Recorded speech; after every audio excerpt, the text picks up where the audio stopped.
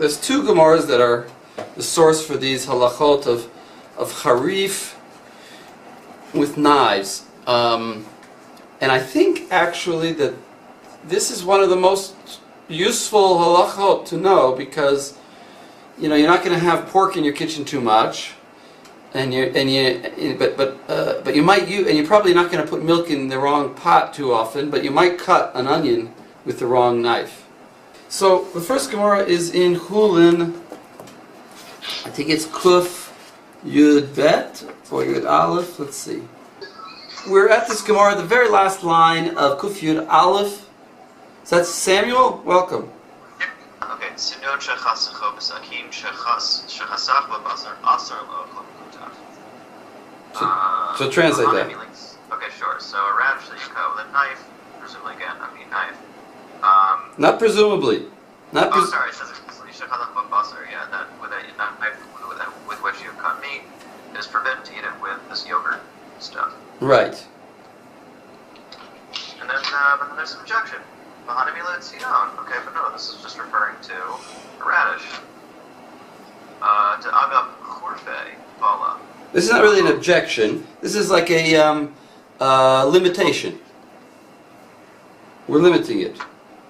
Hanimili, this is only talking about a tznon. Right. I mean, it's objecting to the presumption that it would be a universal statement. Okay. And the reason, Fine. The problem is because of its harif kite. It's being sharp in some way. Aval kishot. Aval kishot garir lepiskei. Yeah, be'achim kiltei lifta Shar. But I mean, it's what's it called? This mealy stuff. Kishot is like maybe cucumber, some non-spicy vegetable. Right, something that literally. We're here with this case of the kishot. What is garir? So it says like this: garir, it means that you scrape off a little bit. I actually was reading in the Beis Yosef what he defined very nicely, actually, in a certain place, what's klipa and what's garir. And when a netila, we all know, is the thickness of a finger. A klipa, he defines as that you cut off an amount, the thinnest amount, that if you picked it up, you could hold it all. It would stick together. It's a klipa. It would be like a skin of a chicken that you could hold it all. So garir, he says, is less than that. Garir is just you scrape off some scrapings. So that's all you have to do with this kishot. It's like the difference between using a peeler to peel off the piece and using a grater to grate off the tiny bit. Yeah, you could say it like that. It's like using a grater. But you'll get less amount. The point is it's a thinner amount. Lebei psake, to two sides. In other words, you cut the onion, you got the cucumber in the middle, so now you've got two sides you've got to clean off. Va'achil. Okay, that's enough. Now look at the Rashi. This is a very important Rashi. Kishot. Yeah, kishot. And metuka. The eno nivla b'socha ela shamnonis. Tzaf. The omer alakom chasach. Hilkach garir lebei piskei l'makom chasach. Gorer ma'at b'sakim va'achil. Right, so what is he saying there? The cucumbers aren't a problem because they're quote-unquote sweet. Mm-hmm. Whatever that means. And it does, And what happens with the shamnunit? Only the grease. It's saf. Yes. It's saf va'omed al makom achatach. It's but only the place where contact happens. and it's sitting there. It doesn't go in. The omed. The omed, it doesn't go in. So that's why it's enough to just scrape it off. With your knife. Wait a second, I have a question. Did we mention anything about shuman? Did the Gemara say anything about shuman? It's used to cut meat, so Every knife pretty is intuitive. associated. Yeah, every knife is associated with Siman, it seems. So you're saying the knife? We have a rule that stam kelim are nikim. But you're telling me that a stam knife is dirty. We're already seeing that in Rashi. A stam knife is dirty. I think we're projecting onto this also that like we have a notion of milchig and fleischig stuff. It's when it says sakin shechasach basar, it might literally mean a knife that was just used to cut meat. Well, that's also an interesting question. What does it mean? What does that mean? Does it mean that it was cut? What are the options? What are the possibilities that it meant? Like you said, it could mean that it was chatach ba that moment, or within a day. It could also, what else could it mean? Could mean that it was, at one point or another, it was cut with meat. That it's Eino ben Yoma. And it's Eino ben Yomo. So we don't know if this knife is ben Yomo or Eino ben Yomo. But Rashi seems to understand that the halacha is talking about a case where there's shamnunit. And he goes to length to say that. Implication is, the halacha might be different if this was a clean knife that had been straight out of the dishwasher. Even if it had been used for meat in the past sometime. But Rashi he wants to say, no, it's there's fat there. Let's go on though. Continue in the Rashi and you'll see what he does. Sure. Hilchach. So, from Hilchach. Right, I remember something. The achil. Af bekutach. No, af bekutach. You can eat with kutach. No. The period goes after kutach. Va'achil af bekutach. And you can eat it. You can eat it even with this yogurt.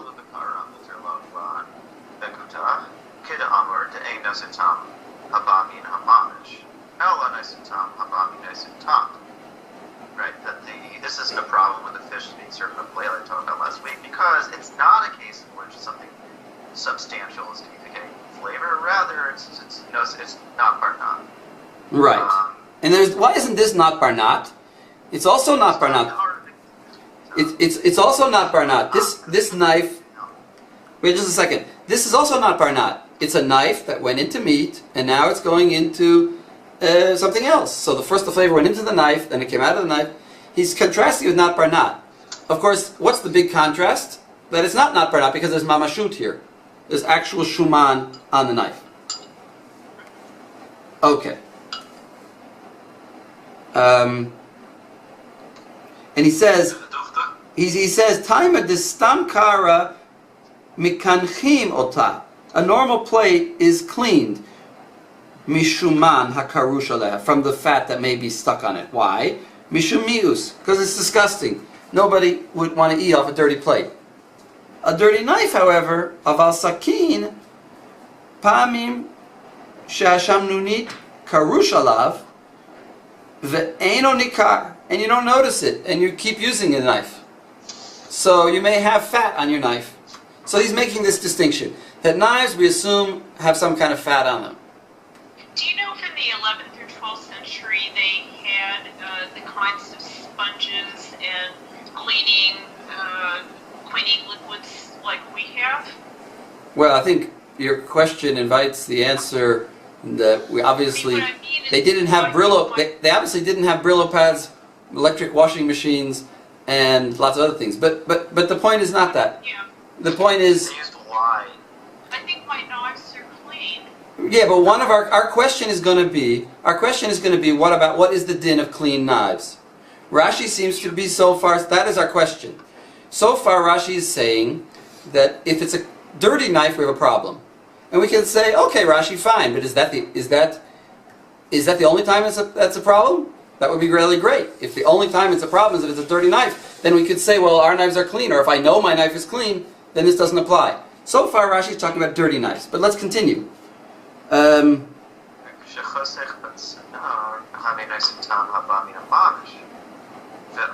Okay, so that's... Wait, stop there. That's an important place to stop. Because he says, there is snon v'havei noten tam haba minha mamish. Fine. In other words, it's not barnat. You've got real fat there. And now he's going to give something that's considered a second explanation. Go on. V'od. Okay, v'od. Demishum chorfei balantfei midagim harosai. V'agav duchka sakina, pali sakina, balatzina. So what is he saying there? So because of the sharp quality of the food, it is more absorptive than sizzling fish. And because of the force of the knife, it actually is going to cause that absorptive process to occur. What exactly is the force of the knife going to cause to occur? It breaks down the cells. No, what's the word? No, what the words are palit, sakina, ubala, snow. Now, when I first read this, I thought this Rashi was just like, he's explaining the fat isn't just staying on the outside, but the fat is permeating into the snow. And so it's really not a different explanation, it's just continuing in this idea that there's this fat there, and it's going into the snow and ussering the snow. And we got to get, because we're not just saying the surface, but the whole thing. But if you look at it carefully, he says, Palit sakina ubalat snon. What is palit sakina? The sakina is polet, is exuding something. What's exuding? It's got fat on it. We don't need the sakin to do anything. It's just a carrier of some schmaltz. You know, it's not itself polet. Polet sounds like it's polet mashabaluabo. Hasakina palit, the sakina palit, sicha. The agav duchka the sakina, because of the pressure of the knife, palit sakina, it exudes something, ubalat snow, and it goes into the snow. So all of the Rishonim understand this Rashi, all the Rishonim after Rashi, understand this Rashi to be a second terutz, a second explanation. And according to this explanation, even if the knife is clean, it is polet something. Now, it is polet even if it's totally clean. That's what everybody understands in this Rashi. Now, we don't. At first, I really was skeptical. Now I kind of see it. But it doesn't say that anywhere in the Gemara. The Gemara doesn't. We don't know what the Gemara is. Rashi introduced the idea of fattiness, which doesn't say there, and now he sort of removes it.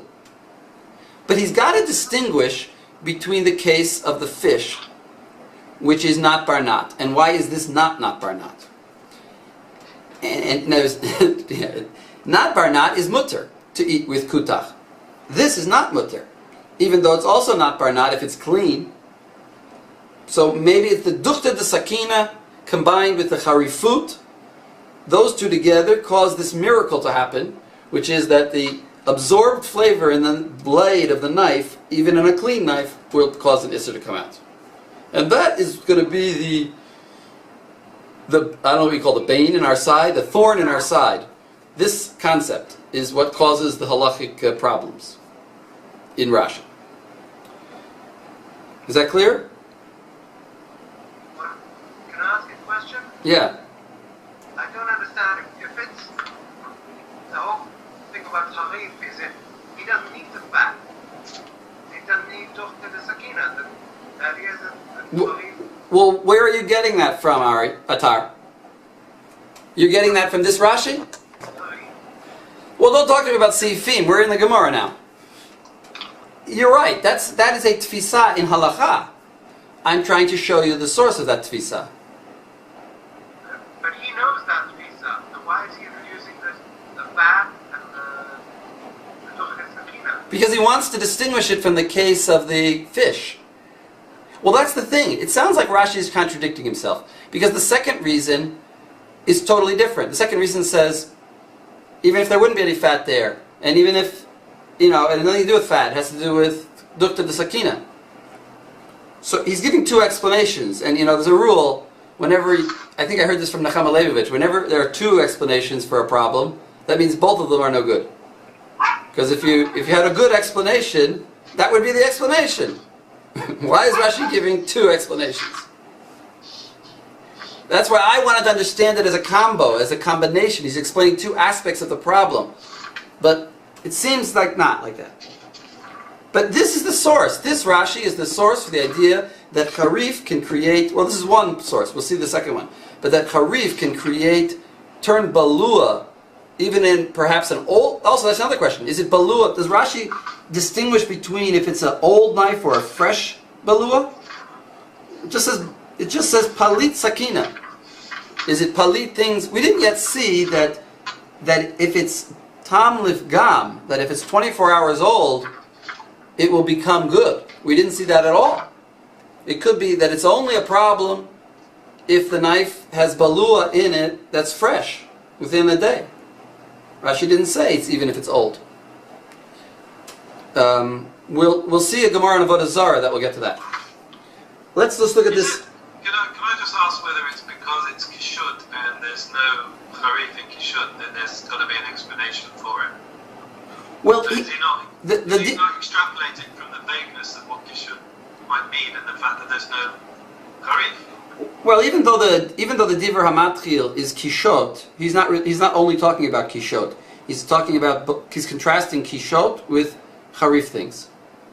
But he did say metukah inonit la metukah ele shamnonit. So he introduced the concept of shamnonit based because otherwise you might think that there's no isur. There's no Right. In other words, you're right. Because of kishot, or kishut, therefore you have to say there's fat on the knife, because if it's a clean, totally clean knife, then balua isn't going to isn't going to do anything to the kishot. If you cut it, if you cut a cucumber with a clean knife, even if the knife is treif, there's no problem. So you're 100% right. Rashi in the kishot had to say shanunit. So he says, so if in the kishot it's shanunit, then it's shanunit also in the other case, in the case of the harif thing. But then he goes back on himself. He says, but really, I could imagine the same halacha even if it wasn't shanunit there. That's the... You're right, though. That's kind of the problem. And there are Rishonim, I forget who, but I saw in one of the Rishonim, maybe the Rashba, that said, from this Gemara, it seems clear that there's Shamnunit there, because why was the Kishot being Nasser? Why did you need to do Greira? If it was clean, you should do nothing. So it must be that the whole Sugya is about Shamnunit, even though it never says it. Well, except wouldn't the second reason also apply it, right? If it's because of the duch the sakina, a cucumber or a zucchini, they're softer, there's less pressure when you're slicing. It seems like either would apply to the kishut. Right. No, but even if the kishot was hard, like a potato, and you cut it, it still wouldn't be usser if there was no fat there. Because it's not harif. This Gemara is contrasting harif things with not harif things. And if it says that by not harif things you need to do greira, you need to remove something, then there must be some fat there. All right, let's look at this Tosfos. There's this Tosfos here that I asked you to look at. It says Agav Hurfe Bala. It says, I'll read it. Yesh l'zaher shelolach toch shumin v'krishin ubetzalin. You shouldn't cut garlic, leeks. Congealed fat? No, shumin is garlic. Krishin is leeks, and betzalim is onions. Besakin cholevet. You shouldn't cut them with a milchik knife. Mishum decharife tuva. They're very spicy. Vehecha dechatach v'natnan b'kedeira malei amayim rotchim. If you put them into a big pot of boiling water, mutter b'shishim levatel tam habalua b'yerek. It would be mutter to put them in a big pot with water and mevatel it because it's not usser yet. Remember, you are not allowed to mevatel an isser, but this is just balua, kosher beef flavor. That you could do. V'niflat mina sakin aval chatchu b'sakin shel ovid. That you could do. In other words, you could somehow save your onions and make them parve again. In other words, you could use them in a... He's sort of saying you could put them in a big pot of water and make them parve again. Aval b'sakin shel oved kochavim. So what about a sakin shel over kochavim? So that's iser in that one. Naaseh hayerek kula nevela v'tzarich shishim levatel hayerek. The whole yerek becomes nevela. By the way, this is not like who? Do you remember? Who says that there's no Hanan in Shar Isurim? Rabbeinu Ephraim. So he's here. You see, Tosfos is not holding like Rabbeinu Ephraim. He's saying that if it's a nevela, if it's a kochav over kochavim, naaseh ayer kulo nevela. Now it's going to happen that the whole onion becomes nevela. In other words, you cut your onion. What exactly is the case? You cut your onion. Let's say you cut it in half. Is he saying that the whole onion now is nevela? Because it absorbed some treif, and the whole thing became treif. But it's not. How deep? If it's harif, how deep does that go? It almost sounds like this Tosfos that he's saying it goes throughout the whole onion. V'tzarich shishim levatel hayerek. V'tzarich iyun, and now he asks an interesting question. V'tzarich iyun, we need to think about this question. Im asakin mikunach, if it's a modern knife, like Devorah was saying, you washed it with a Brillo pad and it's totally clean, it's mikunach. Ve'eno ben yomo, and not only that, it's from 2 days ago. I chorfa didei, we need to wonder, does the chorfa of the onion machle lishvach, does it make it improved? A clean knife, 3 weeks hasn't been used, maybe it makes it lishvach. Keda amar gabe hiltit, perach ein ma'amidin. Like we say by hiltit, these are kind of spicy seeds, like maybe mustard seeds, something like that. In Avoda Zara. So here you see that Moses is leaving it as a tzarich iyun, that maybe even a knife that is eino ben yomo could create the whole thing becoming aser. Now what is this case here? If you just read this case simply, it sounds like you cut the onion in half, now the whole onion becomes nevela. Does anybody have an objection to that? Does that make sense?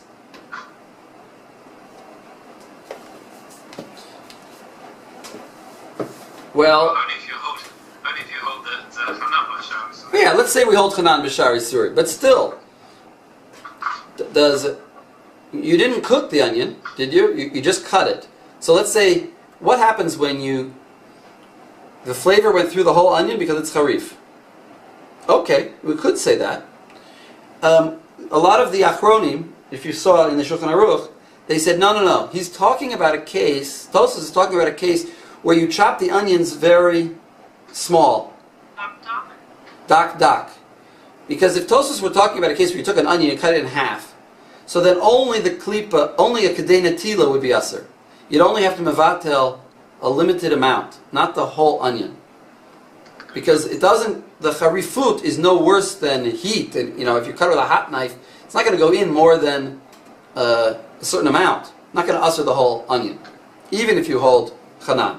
If you don't hold Hanan, then you only have to mevatel against let's say you had a small knife, against the size of the blade of the knife. There's no more trephus than the entire size of that blade. So if you cut lots of onions, you cut 100 onions, with this one thin little knife, you only have to mevatel the blade, the size of the blade, if you don't hold Hanan b'Shar Yisurim.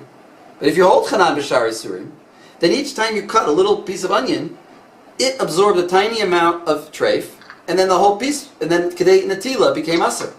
So if you cut pieces that the whole size of them is kedei netila, you could actually treif up hundreds of onions with that one little knife, because of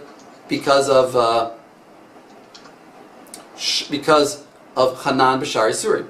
Now, just to remind you of the Ramah on this, he says, yes, but if there's two leniencies that we can get in that case, even if you cut it small. It's only if you cut with a treif knife. Because if you cut with a milchik knife, we don't say Hanan by milchik. Right? We don't say Hanan by milk. that's not chaticha naseh nevela. You don't say chaticha naseh chalav. So, and if you cut with a fleshik knife also, it's not going to be more, even if you cut 100 onions with a little knife, even though the Ramah, holds Chanan b'shar yisurim, he's not going to say Chanan by this milk. So you still would only have to mevatel the original blade if you cut lots of onions with that little knife. The only problem is going to be if you had a treif knife, a Avoda Zara knife, and you cut lots of little onions. Then we're going to have a problem with Chanan. And according to the Mechaber, you would never have a problem of Chanan. Okay, so that's the one source. And I gotta press forward to look at the Avoda Zara source that I gave you. The Avoda Zara source is in Lamed Daled in Lamed Daled in Avoda Zara, yeah.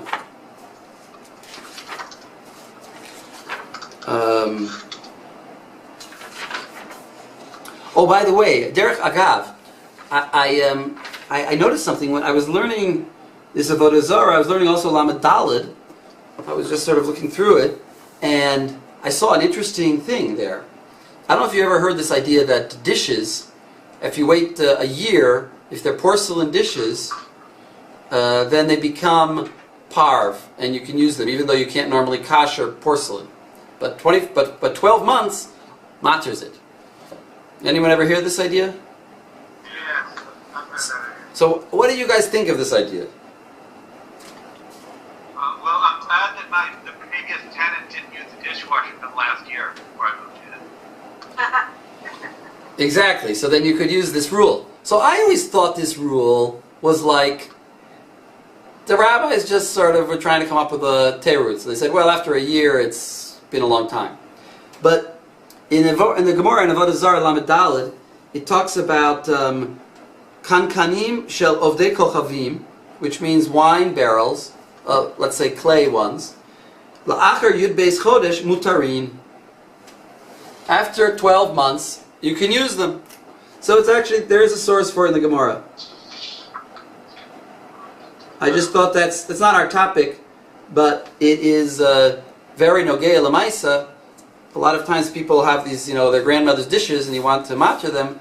So there's a Gemara in Lamed Daled in Avoda Zara that says, Kan kanim shel ovdei kochavim la'achar yud beis chodesh mutarin. But our sugya is on Lamed Tet. So let's go there. Lamed Tet, and yeah, it's right in the middle of the page, Lamed Tet Amud Aleph. And let's look at that.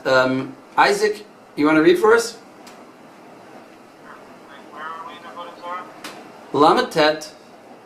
There's right in the middle of the page. There's two dots, or what some people might call a colon. Okay, the kol shel chiltit. Hakort shel chiltit. What is Hakort shel chiltit? It's from the Mishnah. It talks about these spicy seeds. Very good, Deborah. It's some sign of spicy seeds are usher.